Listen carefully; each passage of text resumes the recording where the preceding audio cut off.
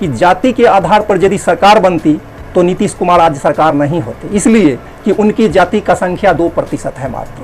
भारत में जो पूरे जातीय जनगणना के बारे में आप कुछ कहना चाहते हैं?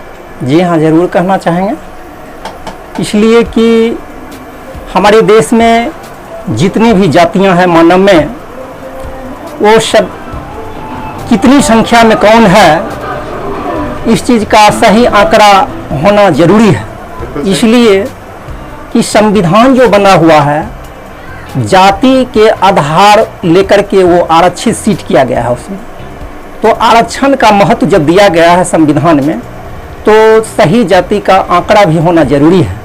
और ये जाति जनगणना जब तक नहीं होता है तब तक किस कास्ट की कितना जनसंख्या है ये सही आंकड़ा नहीं आएगा, और इससे किसी को नुकसान नहीं है, इससे भलाई है। इसलिए कि जो राजनीतिक दल के लोग हैं वो उसी आंकड़ा के हिसाब से टिकट बांटेंगे।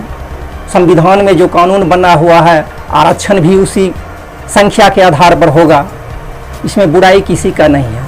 और सभी दल को मिल करके इस जनगणना को करवाने के लिए सहयोग करना चाहिए। इसलिए कि मैंने देखा अपनी आँखों से कि यहाँ पेड़ पौधों की जनगणना हुई, पशु पक्षियों की जनगणना हुई, और मानव में कितने जाति किसकी है उसका जनगणना अभी तक नहीं हुआ। बहुत प्राचीन काल में हुआ था, लेकिन वो जो है वर्तमान सरकार अभी नहीं करा रही है। अगर हो जाए तो बहुत अच्छी बात है।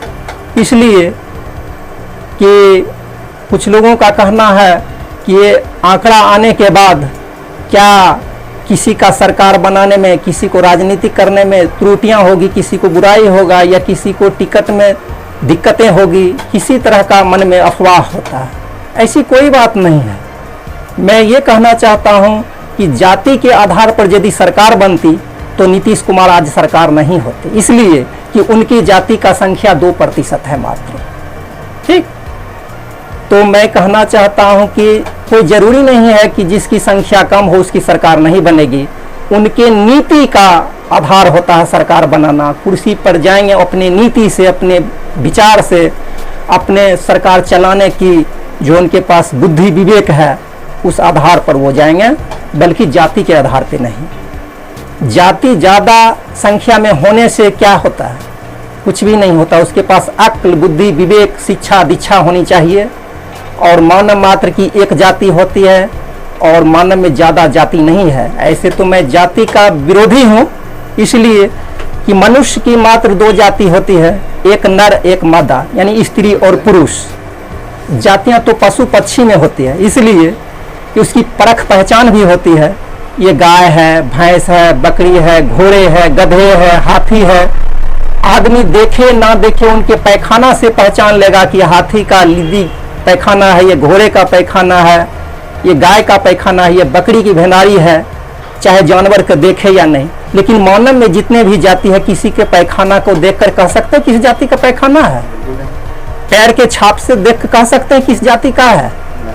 लेकिन जानवर की पैर के छाप से भी आप कह सकते हैं कि ये हाथी का बड़ा पाँव देखिए यहाँ चिन्ह छोड़ गया है, ये घोड़े का नाल का चित्र आ गया है, ये बकरी का पैर खुरा गया है, ये भैंस का है, इस तरह से है। लेकिन जब संविधान इस तरह से बना हुआ है आरक्षण के आधार पर, इसीलिए जाति जनगणना होना बहुत जरूरी है। यदि संविधान नहीं बना होता, इस तरह को आरक्षित सीट नहीं किया जाता, तो आज इस जाति का कोई महत्व ही नहीं होता। तो एक मानव जब बीमार पड़ता है तो किसी मानव का ही ब्लड चढ़ाया जाता है। हॉस्पिटल में डॉक्टर बोलते हैं कि इसके ग्रुप से जिस मानव का मिल जाएगा उसको ब्लड चढ़ाएंगे। क्या किसी पशु पक्षी का ब्लड लाके चढ़ाता है? ऐसा होता तो बहुत सारे किसान के अपने दरवाजे पर मवेशी होता है, खोल के लाता और ब्लड चढ़ा देता ना। और न मानव अपनी ब्लड पशु को दे सकता है। इसीलिए ये सिद्ध कर देता है कि मानव, मनुष्य का जाति, मानव मात्र की जाति एक होती है। इसमें नर और मादा है। हर पशु पक्षी में नर और मादा है अपनी अपनी, लेकिन अलग अलग जाति उस पशु पक्षी में है, मानव में नहीं। मानवता को कायम रखने के लिए हर बुद्धिजीवियों को धर्म और जातिवाद से ऊपर उठकर ही काम करना चाहिए था। ये कहना चाहता हूँ कि एक बकरी को गधे के पास ले जाया जाए तो प्रजनन संभव नहीं है। और मनुष्य में जितने भी जाति है, किसी नर को किसी अदर जाति का हो, उसके साथ शादी हो जाए तो बच्चे प्रजनन सभी संभव है। इसीलिए मनुष्य की जातियां एक होती है। सिर्फ मनुष्य में कोई ज़्यादा शिक्षित है, कोई कम शिक्षित है, कोई सांवला है, कोई गोरा है, कोई लंबे है, कोई नाटे कद है, लेकिन सभी मनुष्य अलग अलग हैं और उनका मनुष्यता में ही गिनती है। सभी मनुष्य ही हैं। अपने अपने क्षेत्र के हिसाब से उनके शरीर का लंबाई, उनके खान पान के हिसाब से उनका स्वस्थ अस्वस्थ ये सब डिपेंड करता है। और जाति को एक राजनीतिक का जो है जरिया बना करके, किसी तरह से अफवाह फैला करके, किसी तरह दंगा फैला करके जाति रूप देना, मजहब में जो है जाति का रूप दे करके दंगा फसाद करवाना, ये सब हमारे देश में बहुत बड़ी एक बुराई है, त्रुटि है। जातिवाद कभी भी किसी कीमत पर नहीं होना चाहिए।